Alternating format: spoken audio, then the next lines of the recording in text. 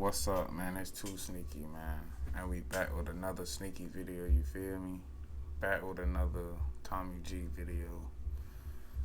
I'm most likely gonna drop this one on 2Sneaky, man. Make sure y'all boys get at it. Remember, I got two 2Sneaky channels. One on 2Sneaky, the other one 2Sneaky 2. You feel me? But this one gonna drop on the first one. Make sure y'all boys get at it. I usually only drop like body cams on there, like I do my Mr. 2Sneaky channel, but this one is something like a little body cam, you feel me? So like I'm gonna drop that bit on there. So let's get straight into it like always.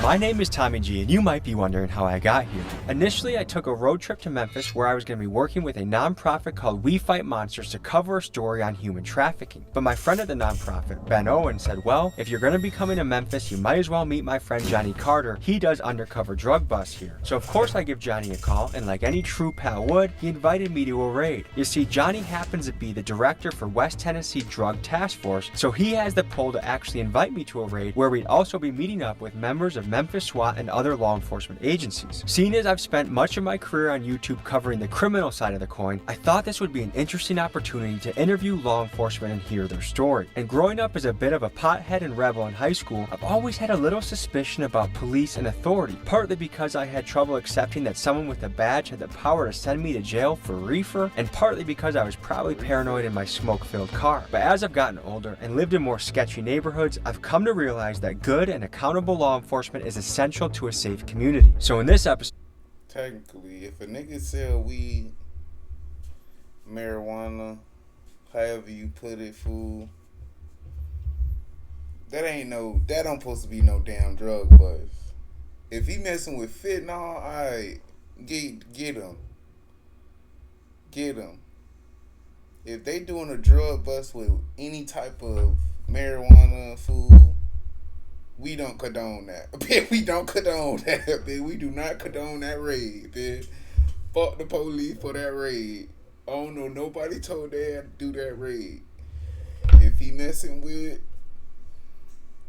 that fentanyl, with messing with people out here, that's a different story.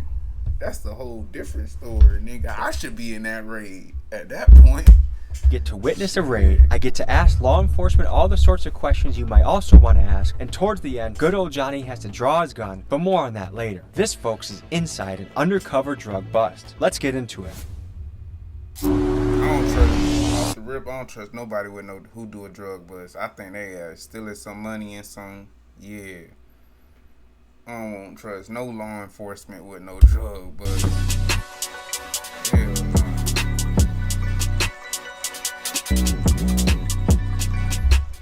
New merch at TommyGMcGee.com. Welcome to the underworld, folks. On Ace, on the G.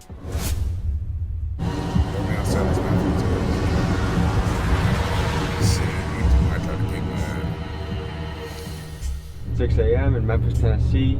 We're going to be taking an inside look into the world of drugs at an angle that we've never seen it before. Usually on the channel, we're the ones interviewing the guy that's selling it, buying it, and this time we're going to be interviewing the side that's raiding it.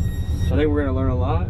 It's raining a bit here in Memphis, so I asked Johnny, are we still going in? Johnny said we're like the post office. It's rain or shine, they're going to visit you. So, what's up, brother? Hey, what's going on, man? Good to meet you. All right. You guys get nervous for stuff like this? If that vehicle shows up to your house, you know you're Oh yeah, you know, there's no question.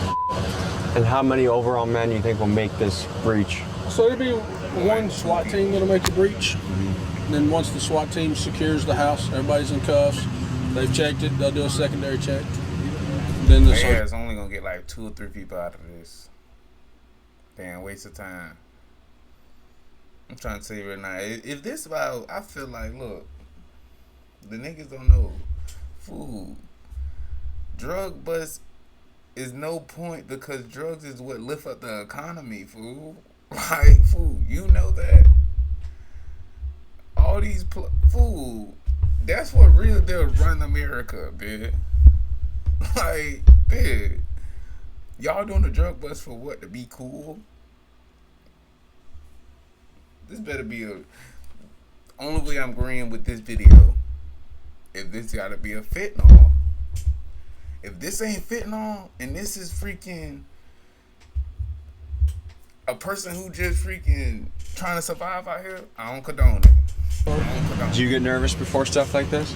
Doing it for 26 years. I still get nervous every day. And do we know what we were hitting this guy for? Fentanyl. And how much? Exactly. What I said. This the only time we condoning this video. This the only time we condoning this video. Exactly. Yeah, we like the video now. We like the video now. Cause no one told him to do this. Nigga, finna put you in a box for this. Ounces. How much can I make off an ounce of fentanyl? It's about $20 a button. A button's about 1/10 of a gram. About $5,600. It's a never-ending battle. It's a game of whack-a-mole. You knock one down and two more pop up. What was the timeline when you feel like fentanyl really entered Memphis? As soon as you gotta be broke to be stepping on that junk that many times, fool. You gotta be a broke nigga. You gotta be broke and you not no trapper. Come on, nah. You gotta make all these fake junk niggas. You can sell a nigga ibuprofen. Alright, that's cool. Sell a nigga a whole pill of fentanyl. You crazy now, fool. You should be getting in the chair for that. Get your ass a lethal ejection. No one told you to do that, John. States and the government cracked down on prescription opioids. You had Big Pharma. They introduced the opioid pain meds. They introduced the pain scale, and they made pain a right in the hospital. And doctors were giving it like it's the best thing since sliced bread. And then you had addicts that got addicted to it. It's crazy hearing law enforcement acknowledge that Big Pharma is the root of a lot of the drug addiction issues in America, yet when you look at things, not one executive has ever served prison time, and all these small dealers are getting busted. It speaks to a growing frustration with Americans that the white-collar criminals can get away with anything. At least he put this in the video. Even interviewing the police officer, he still put this in the video. Stand up nigga on hood. On hood, at least he know. And get rich, and the little guys get 10, 15, 20 plus years. And then everybody cracked down on it. They did away with it. They're not prescribing it as openly as they used to. And cartels, they pay attention to what's going on, and they adjust their business. They're all about money. The thing is, people don't know they didn't adjust. These young been out here. It just got bigger just because people making fake ones and real ones. It just got bigger than what it is. This junk been out here, fool. This junk ain't new. The cartel been on. You think, bro, these niggas been on top before everybody else. They already knew the game. This junk been out here. Niggas were just overlooking it. And now niggas making fake ones.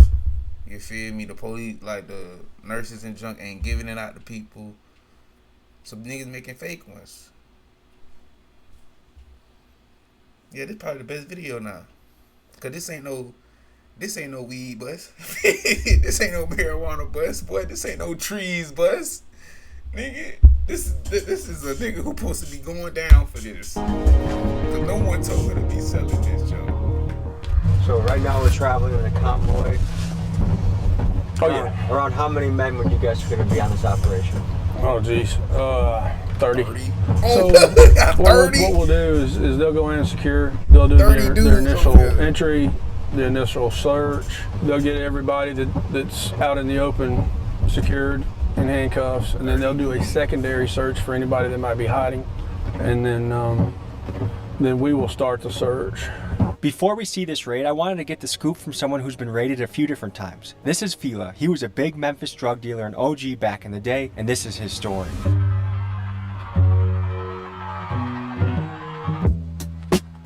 I had this trap house over on McLemore, and every night it was a f***ing party there, 7 days a week. It was coke, it was crack, it was seed, man, plenty of money, everything. I loved it. So one night I was inside my bedroom and I knew the music up front be loud and everybody be partying, but I was fucking tired. I just had to get some rest. And I woke up in the middle of the night and it was fucking quiet and I'm like, so I get up and I walk out, my front door, the raw end door was wide open. Next thing I know, when I turned my back, bam, the cops. Let me tell you like this before anybody else try to save his story. This is stupidity. This is stupidity. You sleep in the trap, you lay in the trap, you having parties in the trap. You wanted to go to jail. Who he thought he was? He thought he was on some big niche jump? Well, who fool thought he... I feel like we need to interview someone else who had like... They was in the trap cooking, woo, like that, then the feds came. He was throwing parties in there. People was using in there. He was going to sleep in there. The door wide open, he is slipping. Them is 5 slips. You moving sloppy. Come on, nah. This is one trap house. Why you at it? Throwing a big behind party. This party supposed to be an empty trap house. People supposed to be, if they use what they want to use, alright, cool. But y'all cooking in there? This product in here?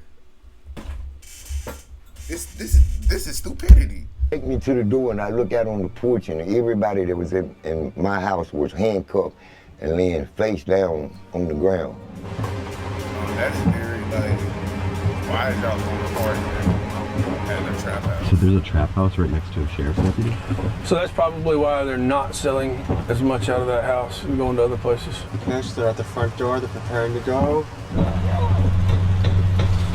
Holy. So they're not doing a no-knock raid, I take it? No, those are illegal now. Probably for good reason, right? Oh yeah. They're breaching the door. They're kicking the door.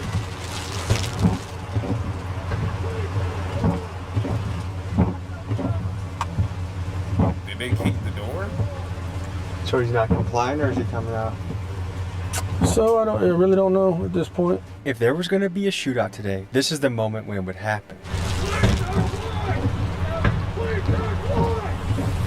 For a tense minute, there was a standoff in which all guns were aimed at the house. Thankfully, the suspects decided to surrender peacefully, and after that, the SWAT team conducted their search. So this is actually a female that's our main target.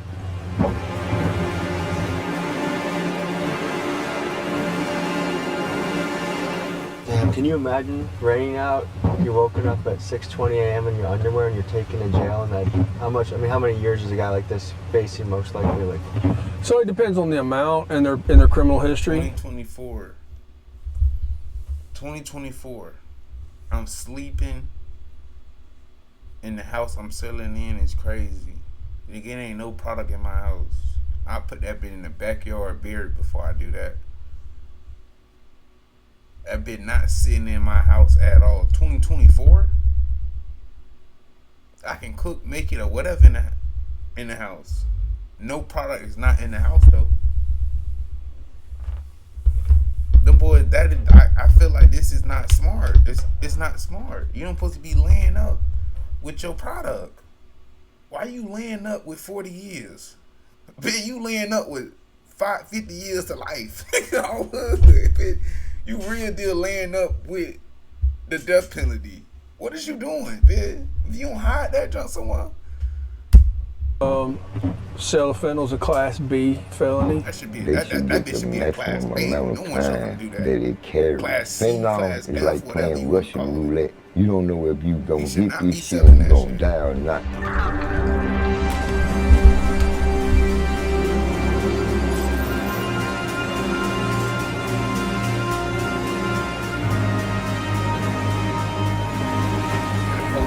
Show their face when they raiding people's house.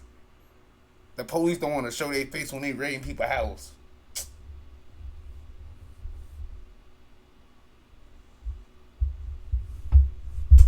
They could have kept their face in there.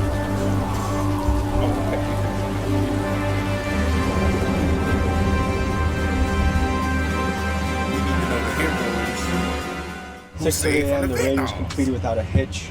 Now the rest of the hero at house this is being point. searched. These people were wanted for selling fentanyl.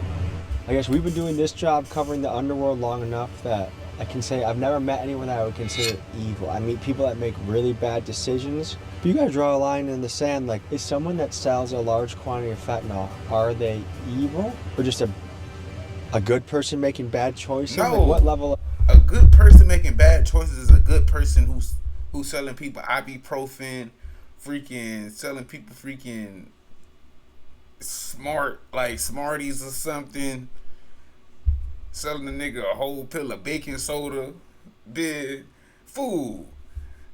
Like, come on now. Making a pill out of sugar or something. Food, that is a bad person. That is a good person doing bad things. He is real deal mixing up.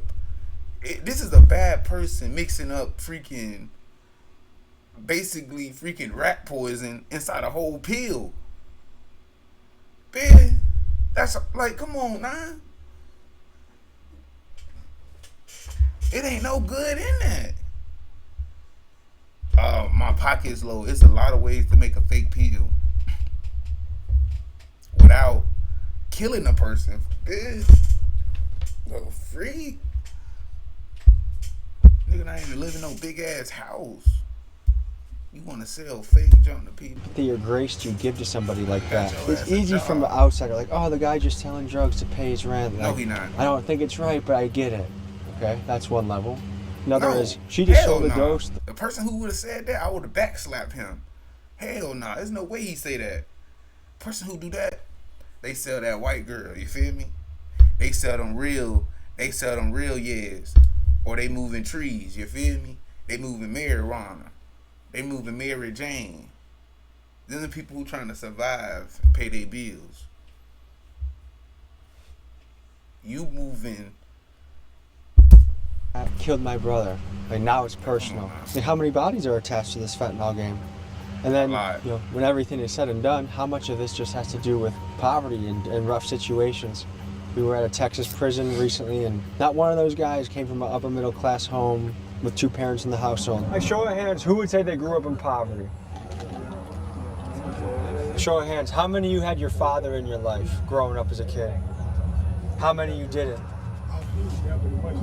Certainly the job of a drug dealer has been popularized, has been glamorized in hip hop and rap. Like, the hustler is the guy that people look up to in a community. And is that because rap made it cooler? Because depending on what area you're from, that might be the one guy with some sort of resources. I don't know. If I'm treating everyone like I'm an older brother and I can give them advice, I don't think I would tell them to do anything that can result in years behind bars. What amount of money is worth time in prison? Like, even if someone said, I'll give you $1 million, but you gotta go away for 10 years. No. That is true, but look though, $1 million for 10 years? Hell nah. Hell. In prison. Like, even if someone said, I'll give you $1 million, but you gotta go away for 10 years. Hell no. Hell, $1 million for 10 years? Boy, what you smoking on? That's what I would ask. Boy, what you smoking? Boy, I wouldn't even do that bit for 30 days.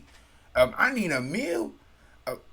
30 days, I feel like 2 or 3 meal. That mean I ain't doing nothing in there. I ain't doing nothing in there. 10 years, $1 million going in a year. $1 million going in a year and a half. Come on, man. 10 years, I need like 20 million. And I wouldn't even do that stupid junk. Yeah. It's 10 years with straight dudes at that point. And you volunteered. You didn't even go to jail because you had to. You volunteered to go for $20 million, $10 million, $1 million. No. I wouldn't take $1 million for 1 year. I wouldn't take Some of the million law for enforcement we shit, spoke I to were would. operating At undercover, all. and for this reason, we had to blur their I'm not face for doing their that for interviews. 30 days.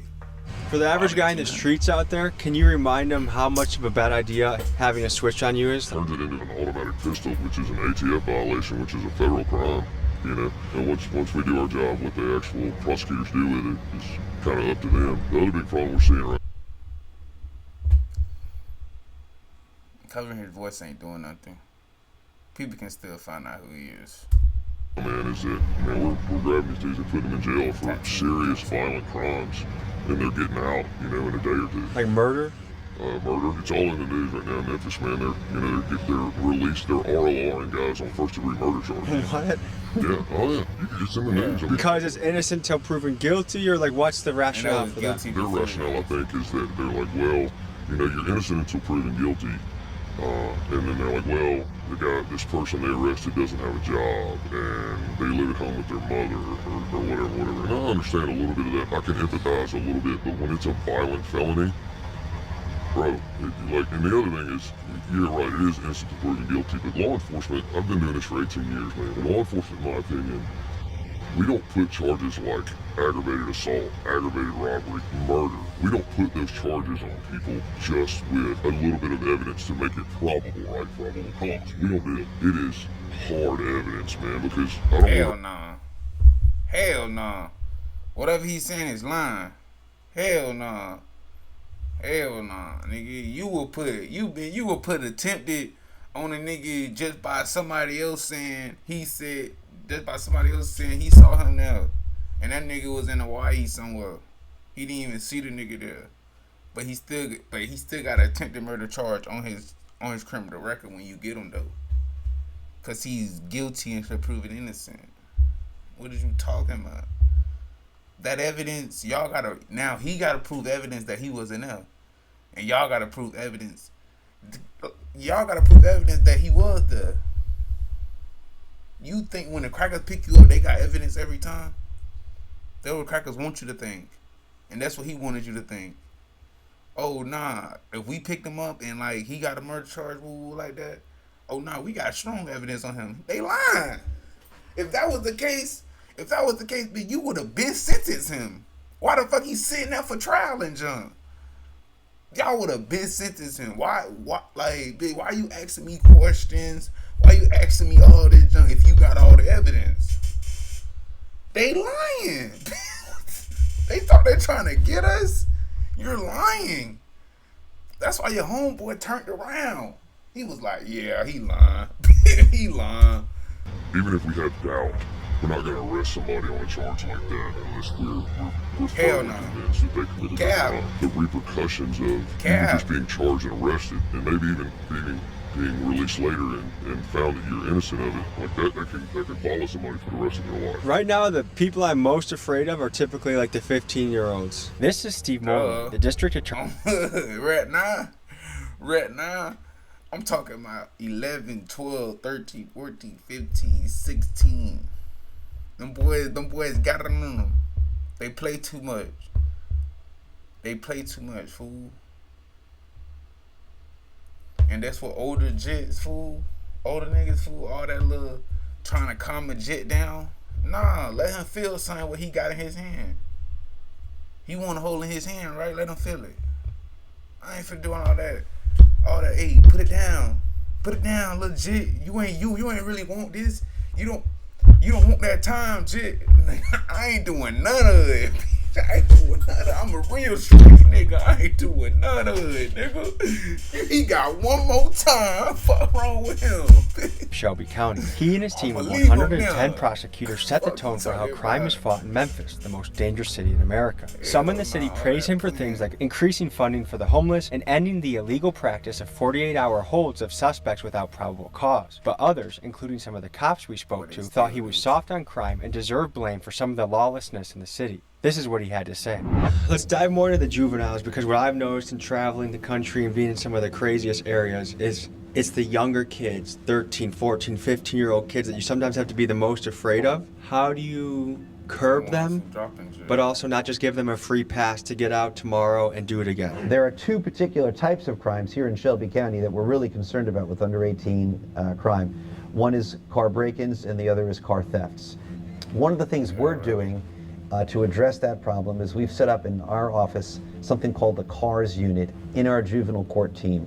And the idea is that the goal is to try to intervene early on where these under 18, but these kids are committing a nonviolent car break-in or a nonviolent car theft. We're trying to intervene before they graduate on to more serious crimes. By the time they come to us, Yeah, because you like, yeah, I get that one. Cause crime, like, look, stealing a car.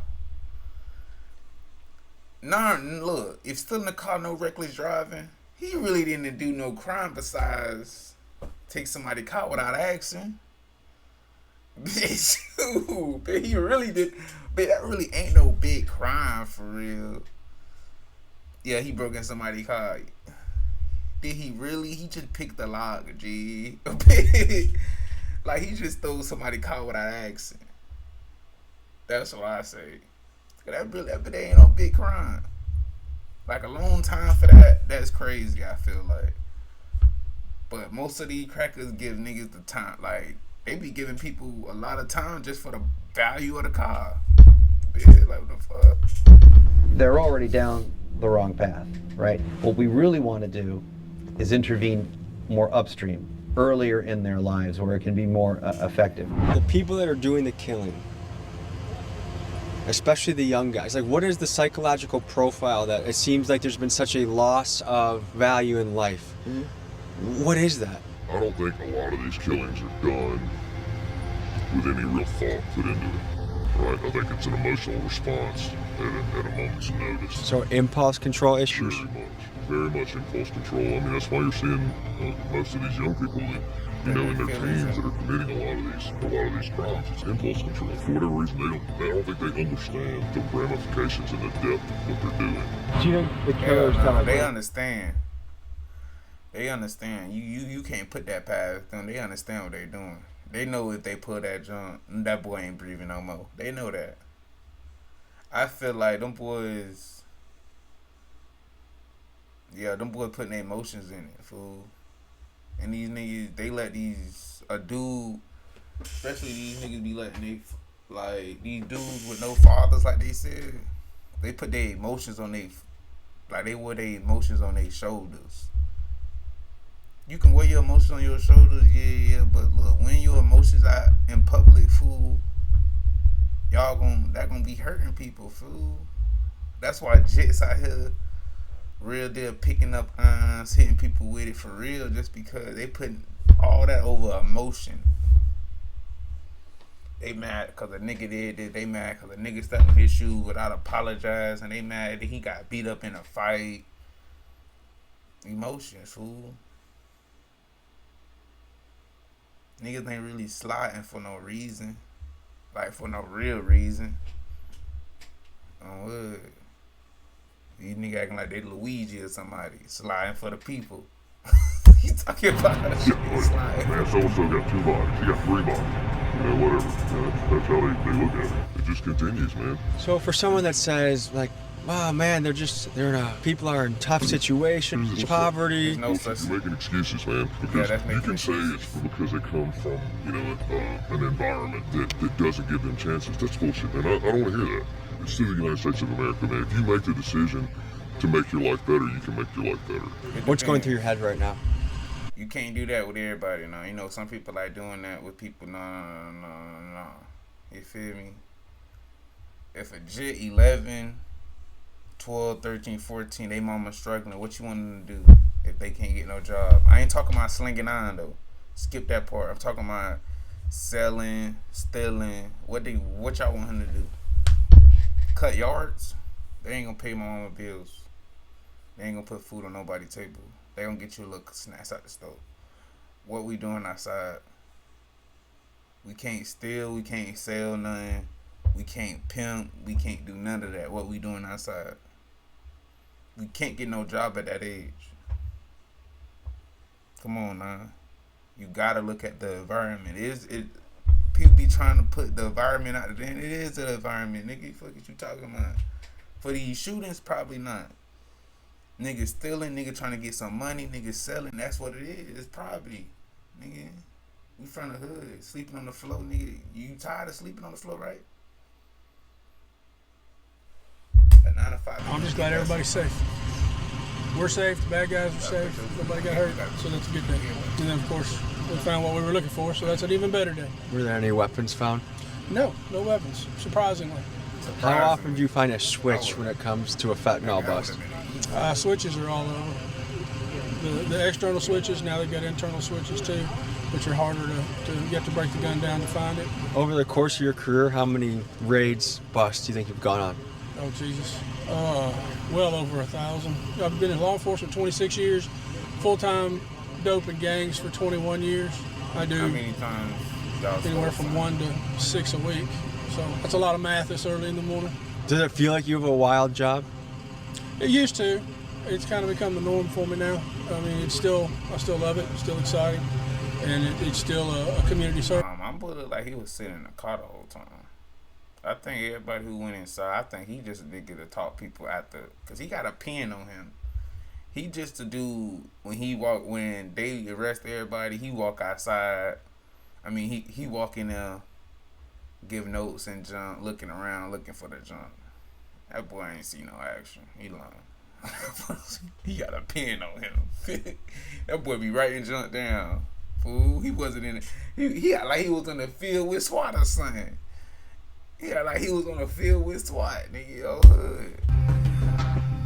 I would have been like, you didn't help us. Yeah, we was in that dolo. How rough is this immediate area that we're in right now? If it wasn't raining, we'd have heard 10 gunshots.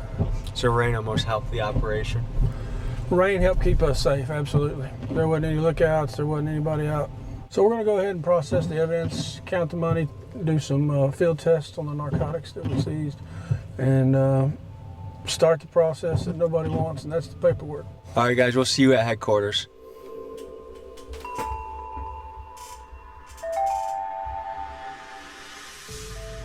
You've been doing this for 26 years. How have the last handful of years been different, or what have you noticed about these last handful of years? So It got worse. back when interdiction first became a thing, back in the, I'd say, the 90s, it was pretty much trunk loads. You know, they throw it in the trunk and they take it wherever. So when you stop that car and you pop that trunk, or you look in that bag in the back seat, it was full of drugs. You know, nowadays cartels have evolved. They hire people specifically to try to find ways to hide the drugs. Now, do Memphis gangs come in contact with the cartels? Sure, yeah, absolutely. Do you think the Vice Lords, the Crips, the GDs, that they are doing in some way business with cartels? Sure, absolutely. Everybody is, if you think about it.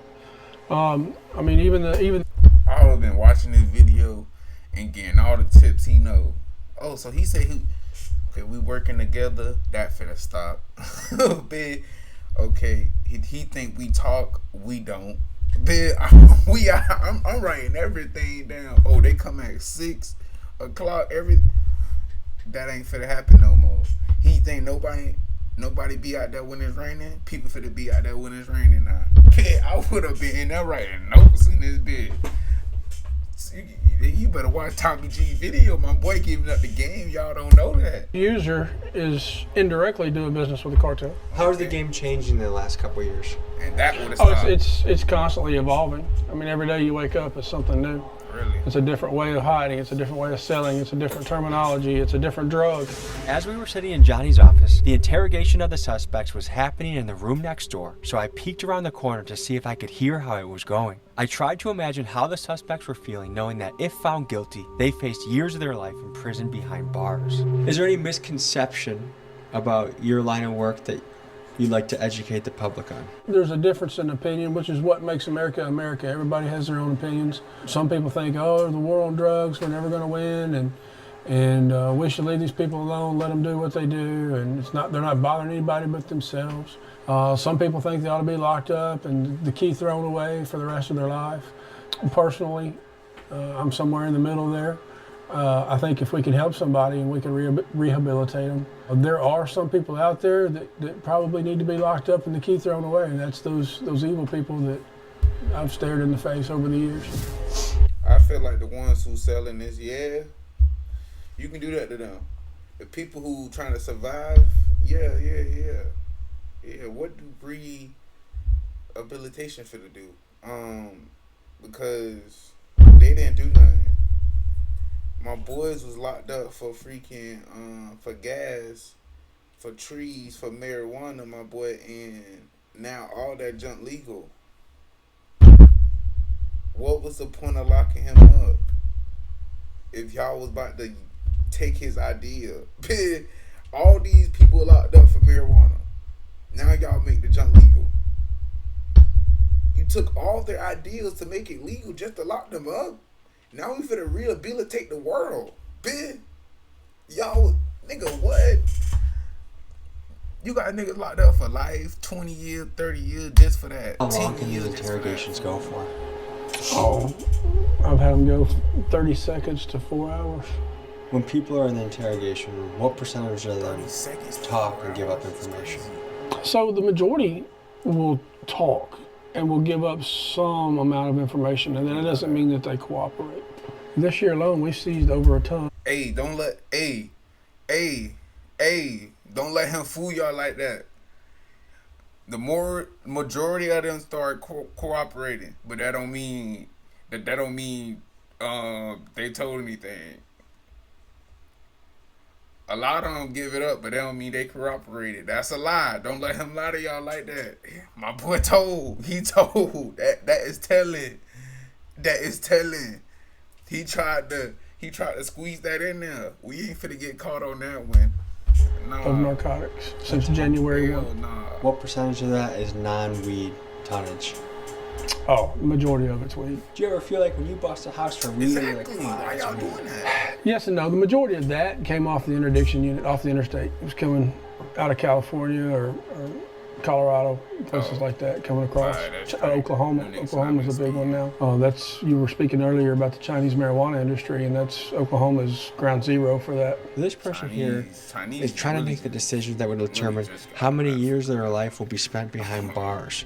Let's tell you more about that process. Let's talk about the odds these suspects are facing. If the feds were involved in the raid, the conviction rate in fed cases is over 95%. If it's just the county involved, their chances are decently better in fighting the charge. However, one thing worth noting is that most of these cases never make it to court. The vast majority result in plea deals. And due to the heavy caseload many courts face, plea deals with reduced sentences are often offered to promote cooperation and accelerate the legal process. Another tactic those charged can expect is an attempt by law enforcement to turn them into confidential informants in exchange for a heavily reduced. With somebody who how you cooperate if you got busted?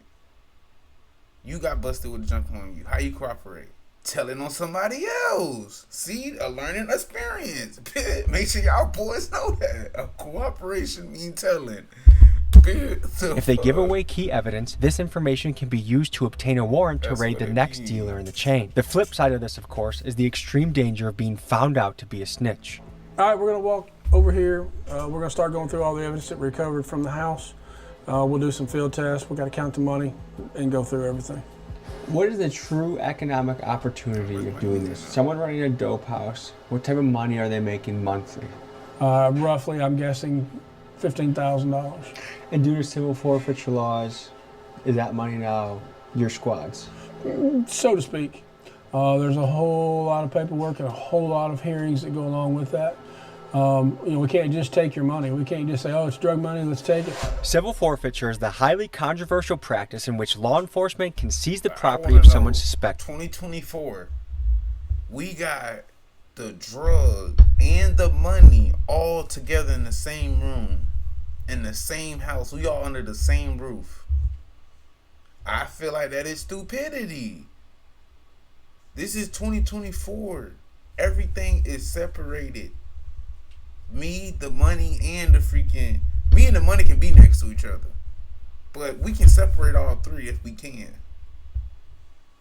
But come on, nah, that is stupidity, man. A crime. But the thing is, the suspect doesn't even need to be officially charged with the crime for the property to be taken. The most commonly seized assets include cars, cash, guns, and in some cases even the house of the suspect. Once approved by the courts, the police are then allowed to keep or sell these assets. And many agencies, including Johnny's, fund themselves through this method. And to give perspective of how much this happens, the federal government has pocketed nearly $69 billion through civil forfeiture in the last 20 years. Proponents of this practice maintain that this is a way to keep criminal organizations from getting too powerful by hampering their resources, while opponents of civil forfeiture think this is essentially allowing law enforcement to commit legalized theft and is therefore a major violation of civil rights. Here's my lawyer's take on the subject. One, the police can come in and take things that they don't know where they came from. Are they fruits of crime? Were they bought with illicit proceeds? Or are they merely someone's actual stuff and cash. And there's been terrible instances where, imagine, you know, the kid is selling marijuana out of his bedroom, small amounts, but the government will come after the parents and go after their car or even their house in some circumstances and say, well, it was used in maintaining a drug place. And so why his dumb behind was selling it out of his window? We don't like, let's get that theory out the window. Literally, because I walk in a room, my son's selling junk out the window. What you think this is, a drive-through? I'm slapping him in the back of his head, and I'm taking the junk out of the customer hand. Everybody going, fool, there's no way. I feel like that is like legit, right? Because look, that is legit. That is very legit. That's like a child don't go to school for a certain amount of days, then the crackers come pick up your mama and your daddy. Duh. You start selling junk out your window, and the crackers come pick up your mama, your daddy. That is legit. That is legit. That is legit. I feel like that makes sense.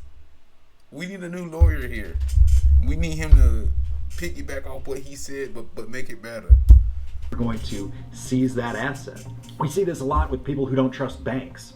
You know, imagine someone who's just trying to gather a bunch of money and go do something, buy a piece of property, buy a car, maybe save for their own house or their kids' college education. So they're squirreling away money, you know, under their mattress essentially. And the police come in for some related or unrelated reason, and they grab all that money. What's that average citizen going to do against all the government agents and all their lawyers and all the bureaucracy that's built up to take those assets? I'm curious to hear in the comments what your take on civil forfeiture is. In your professional opinion, what is the quality of the herb, the marijuana that we have on the table right now? Probably pretty good. Smells more like medicinal. Could I offer my professional opinion? Sure.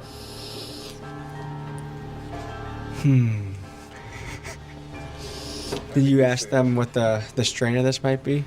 Yeah, they didn't know. Is not any of that purple Urkel? No. Would a raid have been organized just for this amount of weed? No.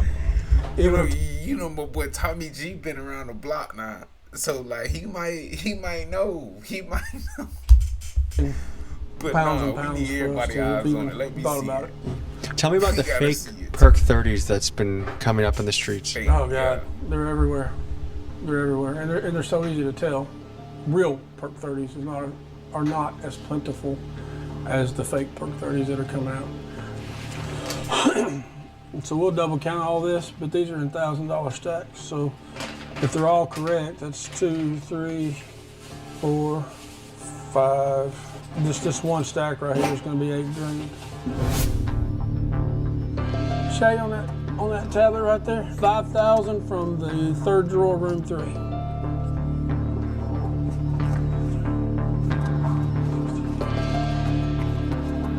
So there's another 1,300 from the bedroom drawer. Red tote in the closet, $8 grand. $1,000 bundles, 8 $1,000 bundles. What's your guess over there, guys? 18,000. I'm gonna go with 16.7. 18,121. I wanted a taste of what undercover work was like, so Johnny took us to an area with sketchy motels that was known for being a crime hotspot. Driving around in Johnny's car that looked like the Fedmobile, we would soon find out that the locals were not happy to see us. So when you're navigating the hotspot, what are you thinking? What's going through your head? Well, I mean, you're looking for what's out of the ordinary. So you have this crew walking over here. Something looks like it's happening. Something's going on. So she leaned in the window. She disappeared. Either he could have sold to her and she's going up to use, or he's buying and she went up to get the product. Is this a circumstance where the ant leads to the queen? Yeah, I mean, you take it as far as you can. Our goal is to move up. So we get the user with, you know, 1/10 of a gram or 1/4 gram or 1/2 gram. We flip them to their dealer. We get them, we flip them to their supplier, to their mid-level supplier. Again, flipping. What flipping is? Telling, informant. Another learning situation. That's what niggas need to understand. Game of dominoes in a way. It is. See, that's occupied. There's a guy in the driver's seat backed in right there. He's not going into the hotel. He's been approached at least by one street person. She could have bought from him a while ago. Went maybe put it up in a room for later. Who knows? Have you had any close calls doing undercover work? Yeah, I've had a few. Went through a neighborhood. Lady was walking through the hood and waved me down, so I stopped. And she tried to sell me some crack. 2 different ways.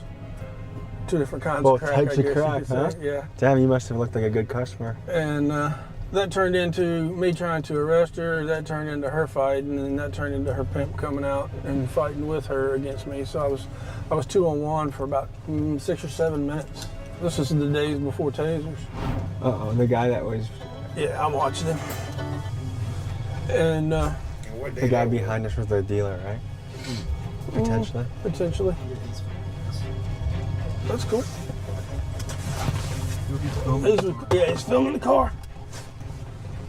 But What taking the gun out?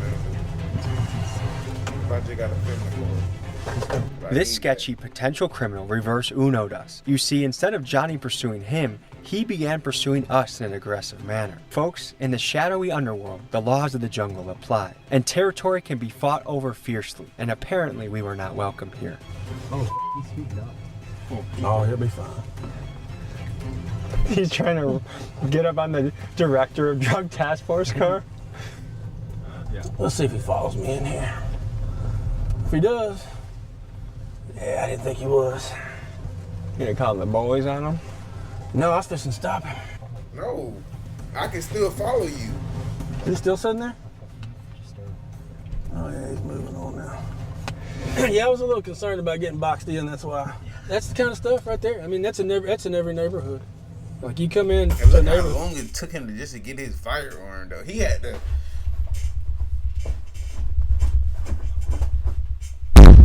Bitch, bitch, we would have fired that car up already, boy. It's like, dang. And look, fool, he only just needed the car. That's all I need. Cause look, that officer, that's his.